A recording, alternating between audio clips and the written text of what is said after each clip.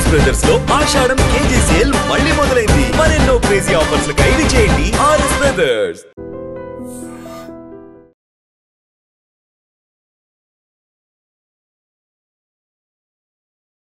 Rowdy షీటర్లు రెచ్చిపోతున్నారు. ప్రశాంత విశాఖ నగరంలో అలజడి రేపుతున్నారు. కిరాయి హత్యలు, అంతర్గత విభేదాల వల్ల రోడ్లపై తెగబడుతూ తెగ నరుక్కుంటూ ప్రజలకు తీవ్ర భయాందోళనకు గురి చేస్తున్నటువంటి పరిస్థితి నెలకొంది. వారం రోజుల్లోనే విశాఖలో 2 రౌడీ షీటర్ల హత్య విశాఖ ప్రజలను వణికిస్తోందని చెప్పొచ్చు. ఎక్కడైనా రౌడీ మూకలు చెలరేగిపోతే ఉపేక్షించేదే లేదు, ఖచ్చితంగా కఠినంగా యాక్షన్ ఉంటుందని పోలీసులు హెచ్చరిస్తున్నప్పటికీ కూడా రౌడీ షీటర్లు పేట్రేగిపోతున్నటువంటి పరిస్థితి నెలకొంది విశాఖలో. ఈ మధ్య కాలంలోనే చూసాం, ఒక 4 రోజులు గడవక ముందే మరొక రౌడీ షీటర్ హత్య అనేది తీవ్ర భయాందోళనకు గురి చేస్తుంది. ఒక్కసారిగా విశాఖ ప్రజలు కలవరపాటుకు గురవుతున్నారు. నిన్న మాధవదారలోని కుంచమాంబ అమ్మవారి జాతరలో 2 యువకుల మధ్య ఘర్షణ చోటు చేసుకుంది. ఒక యువకుడిని అయితే అత్యంత దారుణంగా హతమార్చారు. ఒక రకంగా చెప్పాలంటే ఆ అబ్బాయి ఒంటి పైన పడినటువంటి గాయాలకు వైద్యులు వేసినటువంటి ట్రీట్మెంట్ స్ట్రిప్స్ ఏవైతే ఉంటాయో వాటిని చూస్తే ఒక పార్సిల్కి మనం ఎలా అయితే టేప్తో చుట్టి వేస్తామో ఆ స్థాయిలో ఆ ఒంటి నిండా అబ్బాయి యువకుడు ఒంటి నిండా గాయాలు ఉన్నాయి. దానికి వైద్యులు చికిత్స చేసి ప్లాస్టర్ వేసినా కూడా అంటే ఏ పరిస్థితిలో మనిషిలో క్రూరత్వం నెలకొంటుందో అర్థం చేసుకోవచ్చు. ఇక్కడ ఈ కేసులో కూడా మృతుడు మాసపు లోహిత్ 20 సంవత్సరాల యువకుడు.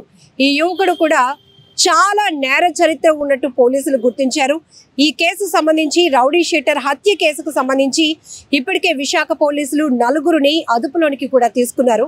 ఒక రకంగా చెప్పాలంటే రౌడీ మూకలు ఎక్కడ పేట్రేగిపోయినా, అల్లరి మూకలు ఎక్కడ రెచ్చిపోయినా ఖచ్చితంగా కఠినంగా యాక్షన్ ఉంటుందని చెప్పేసి పోలీసులు చెప్తున్నారు. మళ్ళీ మీరు బయటకు రాలేని పరిస్థితిలో కఠినమైనటువంటి చట్టాలు మీ మీద అమలు చేయాల్సి ఉంటుంది, జైలు జీవితం అనుభవించాల్సి ఉంటుంది, బంగారు భవిష్యత్తు పోతోంది, జాగ్రత్తగా ఉండండి పోలీసులు హెచ్చరిస్తున్నప్పటికీ కూడా ఒక రకంగా చెప్పాలంటే మనుషుల్ని భయపెట్టాలనే ధోరణి, రెండోది పోలీసులకు ఛాలెంజ్ విసరాలనే ఒక క్రూరమైన ఆలోచన. ఏకంగా ఇప్పుడు రౌడీ షీటర్లు ఎలా తెగబడుతున్నారు, ఎలా బరి తెగిస్తున్నారంటే సీసీటీవీ రికార్డు అవుతుంది, మేము పోలీసులకు పట్టుబడతామని తెలిసి కూడా ఇది మా స్ట్రెంగ్త్, ఇది మా బలం అని నిరూపించుకోవడానికి ఒకరిపై ఒకరు ఆధిపత్యపు పోరు కోసం ఏకంగా ఊర్లపైనే పడుతున్నారు. చుట్టూ జననావాసాలు ఉన్నా, చుట్టూ ప్రజలు ఉన్నా కూడా ఏమాత్రం జంకకుండా, ఏమాత్రం భయం లేకుండా వాళ్ళు ఇంతలా చెలరేగిపోతున్నారు అంటే ఎక్కడ ఈ ల్యాబ్స్ కనపడుతున్నాయో మనకు అర్థమవుతోంది. ఒక్కసారి మనం ఈ సీసీటీవీ ఫుటేజ్ చూడండి. 2 యువకులు అలా నడుచుకుంటూ వెళ్తున్నారు. ఒక వ్యక్తి వెనకాతల నుంచి వచ్చి ఒక యువకుడు, ఆ యువకుడు మాసపు లోహిత్ 20 years అబ్బాయి, అబ్బాయిని వెనక నుంచి వచ్చి పీక పైన పట్టుకొని ఎలా లిఫ్ట్ చేస్తున్నాడు.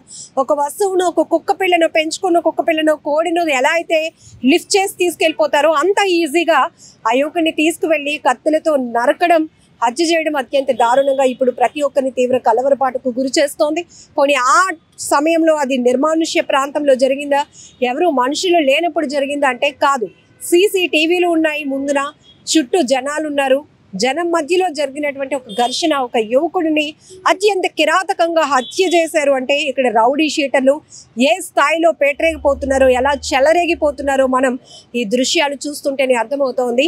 ఇక్కడ ఇంకొకటి, మనం రౌడీ షీటర్లు ఎక్కువగా హైలైట్ చేసి మాట్లాడే కన్నా ఎందుకు ఇక్కడ ఈ మృతుడు కూడా ఒక రౌడీ షీటరే, తనకి కూడా చాలా క్రిమినల్ హిస్టరీ ఉన్నట్టు అబ్బాయి, 20 సంవత్సరాలు.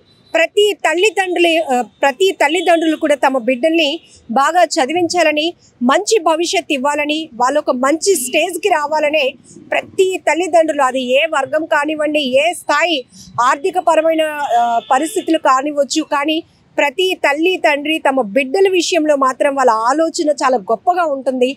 కానీ కొంతమంది మాత్రం యుక్త వయసులోనే, అంటే టీనేజ్ వయసులోని, మైనర్ ఏజ్లో కూడా తప్పుదోవ పడుతున్నటువంటి పరిస్థితులు నెలకొనడం వల్ల పూర్తిగా వాళ్ళు నేర ప్రవృత్తి వైపు వెళ్ళిపోతుంది వాళ్ళ జీవితం. ఇక్కడ కూడా మనం చూడొచ్చు అనేక సినిమాల్లో మనం రౌడీ షీటర్లు ఎలా తయారవుతారు, వాళ్ళలో అంత హార్డ్గా ఆ డెసిషన్ రావడానికి ఏదో ఒక బ్యాక్గ్రౌండ్ ఉంటుంది, ఇవి మనం సినిమాల్లో చూస్తాం. బట్ ఇప్పుడు అలా లేదు, విచ్చలవిడిగా రౌడీ షీటర్లుగా మారిపోతున్నారు. నేర ప్రవృత్తి పెరుగుతోంది. నేరాల్లో మైనర్లు కూడా ఉండటం చాలా బాధాకరం. ఇక్కడ అమ్మాయిలు అబ్బాయిలు అని తేడా లేదు, ప్రతి ఒక్కరు అంటే చాలా వరకు చాలా మందిలో కనీసం మనం మనుషుల్లాగా ఉండాలి, మనుషుల్లాగా ప్రవర్తించాలనే విజ్ఞత కూడా లేకుండా ఎలా అంటే మృగాల కన్నా దారుణంగా పైశాచికత్వంగా ప్రవర్తిస్తున్నారు. మనిషి నరుక్కుని చంపేసుకుంటున్నటువంటి పరిస్థితులు. ఆ తర్వాత కుటుంబాలు ఎంతగా విలవిలలాడిపోతాయి, కుటుంబాలు ఏమైపోతాయో అని పరిస్థితి కూడా లేకుండా, ఆలోచన కూడా లేకుండా ఇలా బరి తెగిస్తున్నటువంటి పరిస్థితులు చాలా బాధాకరం. ఇలాంటి సొసైటీలో మనం ఉంటున్నామా, ఎటుపోతుంది సమాజం అనే ప్రశ్నలు మనం వేసుకుంటున్నప్పటికీ కూడా గ్రౌండ్ రియాలిటీలో క్షేత్రస్థాయిలో చాలా చాలా లోపాలు కనపడుతున్నాయి. అసలు చిన్నప్పటి నుండే ఎంతో ఫ్యూచర్ వైపు ఒక మంచి పట్టుదలతో వెళ్లాల్సినటువంటి యువత కూడా పెడదోవ పడుతుంది. చాలా వరకు వ్యసనాలకు అలవాటు అవుతున్నారు. చిన్నప్పటి నుంచే అసలు ఏమి చూడకూడదో ఏమి చేయకూడదో అవే మనం పిల్లల్లో చూస్తున్నప్పుడు చాలా బాధేస్తోంది. వాళ్ళు ఒక్కరే చెడిపోతున్నారు అని వాళ్ళు అనుకోవచ్చు, కానీ వాళ్ళ ప్రభావం చుట్టూ ఉన్న సొసైటీ పైన, కుటుంబాల పైన, వ్యవస్థ పైన ఎలాంటి తీవ్ర ప్రభావాలు పడతాయో కూడా మనం చూడొచ్చు. సో ఒక రకంగా వాళ్ళు హీరోయిజం అనుకోవచ్చు. నలుగురిలో 100 మందిలో 1000 మందిలో 1,00,000 మందిలో మనం ఒక్కరమే హీరో. మనకు అందరూ భయపడతారు, మన చేతిలో కత్తి ఉంటే భయపడతారు, తుపాకీ ఉంటే భయపడతారు, మనం ఒకరిని కొడితే భయపడతారు అనే ధోరణిలో ఒక హీరోయిజాన్ని వెతుకుంటున్నారు కొంతమంది యువత. కానీ దానివల్ల ఎంత నష్టపోతున్నారు, సొసైటీ ఎంత నష్టం జరుగుతోంది, తల్లిదండ్రులు ఎంత ఇలాంటి పిల్లలు మేము కన్నామా అని వాళ్ళు ఎంత ఆవేదనకు గురవుతున్నారు. ఇవన్నీ కూడా మనం చర్చించుకోవాల్సినటువంటి విషయాలు. ముఖ్యంగా గాంజా, డ్రగ్స్ ఈ కేసుల్లో పట్టుబడుతున్న వాళ్ళు కూడా మంచి గొప్పగా చదువుకుంటున్న వాళ్ళు, ప్రొఫెషనల్స్. ఈ మధ్య లేటెస్ట్గా ఒక 3 days బ్యాక్ కూడా విశాఖలో ఒక డ్రగ్స్ కేసు పోలీసులు ఛేదించారు. 25 గ్రాముల కొకైన్ పట్టుకున్నారు. ఆ కేసు చూస్తే గనక ఒక నైజీరియన్ వ్యక్తితో పాటు స్థానికంగా ఉన్నటువంటి వ్యక్తులు ఉన్నారు, మంచి సెటిల్ అయినటువంటి వ్యక్తులు ఉన్నారు. వృత్తిరీత్యా చూస్తే డాక్టర్స్, ప్రొఫెషనల్, ఇలాంటి వాళ్ళు కూడా ఈ డ్రగ్స్, గాంజా కేసులో పట్టుబడుతున్నారు. అంటే మరి ఏ స్థాయిలో ఎంత చేంజ్ వచ్చేసిందో సొసైటీలో మనకు అర్థమవుతోంది. ఇక్కడ ఈ హత్యకు గురైనటువంటి మృతుడు ఎవరైతే ఉన్నారో మాసపు లోహిత్ 20 years అబ్బాయి, తినపైన కూడా చాలా నేర చరిత్ర ఉంది. అసలు 20 ఏళ్ళకి అంత నేర చరిత్రలు ఏంటి, వాళ్ళపైన రౌడీ షీట్ ఓపెన్ అవ్వడం ఏంటి, ఇన్ని కేసులు ఏంటి, ఇలాంటి వాళ్ళు ఒక ఇంటి నుంచి బయటకు వస్తుంటే ఆ కుటుంబానికి ఎలాంటి ఎఫెక్ట్ పడుతుంది, ఆ కుటుంబంలో తల్లిదండ్రుల్ని, వాళ్ళ అక్క చెల్లెళ్ళుంటే, అన్నదమ్ములుంటే వాళ్ళని ఎలా చూస్తారు, ఇవేమి పట్టనట్టు కేవలం వాళ్ళు డబ్బు సంపాదన, రౌడీయిజం, సొసైటీలో వాళ్ళకంటూ ఒక గుర్తింపు కోసం చెడు మార్గాన్ని ఎంచుకుంటున్న వాళ్ళని మనం ఎక్కువగా చూస్తున్నాం. ఏదేమైనా దీన్ని అరికట్టాల్సిన బాధ్యత పోలీసులపై ఎంతుందో, ప్రభుత్వాలపై ఎంతుందో, మనుషుల్లో, సొసైటీలో కూడా చాలా మార్పు రావాల్సిన అవసరం ఉంది. ఒకరిని చూసి ఒకరు నేర్చుకుంటున్నటువంటి పరిస్థితులే యువతలో ఎక్కువగా కనబడుతున్నాయి. గాంజాకు అలవాటు పడుతున్నారు, డ్రగ్స్కి అలవాటు పడుతున్నారు, మత్తులో ఏమవుతున్నారో తెలియదు, ఇలానే అల్లరి మోకలతో చేరుతున్నారు. రౌడీ షీటర్ల వెంట ఫాలోవర్స్గా వెళ్తూ కొన్ని రోజుల తర్వాత వాళ్ళు పెద్ద రౌడీ షీటర్గా ఎదగాలి, ఒక సామ్రాజ్యాన్ని క్రియేట్ చేయాలి, సొసైటీలో మన పేరు చెప్తే భయం ఏర్పడాలి అనే దుర్మార్గపు ఆలోచనలకు వెళ్ళటం వల్ల కూడా ఇలాంటి బరి తెగింపు ఘటనలు జరుగుతూనే ఉన్నాయి. వీటిని ఎక్కడ కంట్రోల్ చేయాలో, ఎవరు కంట్రోల్ చేయాలో తెలియటం లేదు. కానీ పూర్తిగా అయితే పోలీసులు చెప్తున్నారు ఎప్పటికప్పుడు రౌడీ షీటర్లు, రౌడీ మూకలు, అల్లరి మూకలు ఎక్కడ పేటరేగిపోయినా, విచ్చలవిడిగా ప్రవర్తించినా, ఆకృత్యాలకు పాల్పడినా, సాధారణ ప్రజానికానికి ఇబ్బంది కలిగించినా ఉపేక్షించాం, చట్టపరంగా చర్యలు తీసుకుంటాం, యాక్షన్ చాలా సివియర్గా ఉంటుందని చెప్తున్నారు. కానీ వీళ్ళు మాత్రం పోలీసులకి ఛాలెంజ్ విసురుతున్నారు. జనాల్ని భయపెట్టాలనే ఆలోచనతో నడి రోడ్లపై బరి తెగిస్తున్నారు. విచ్చలవిడిగా కత్తులతో చెలరేగిపోతున్నారు, ఒకరిని ఒకరు హత్యలు చేసుకుంటున్నారు. ఒక రకంగా చెప్పాలంటే రక్తపాతం చూడడానికే నేర చరిత్ర, నేర ప్రవృత్తి వైపు వీళ్ళు వెళ్ళటానికి ఇష్టపడుతున్నటువంటి పరిస్థితులు కూడా ఉన్నాయి. ఏదేమైనా సొసైటీలో చాలా మార్పు రావాల్సిన అవసరం కూడా ఉంది. సో ఈ కేసు విషయంలో కూడా ఇప్పుడు ఒకవైపు విశాఖలో గిరి ప్రదక్షిణ జరుగుతోంది.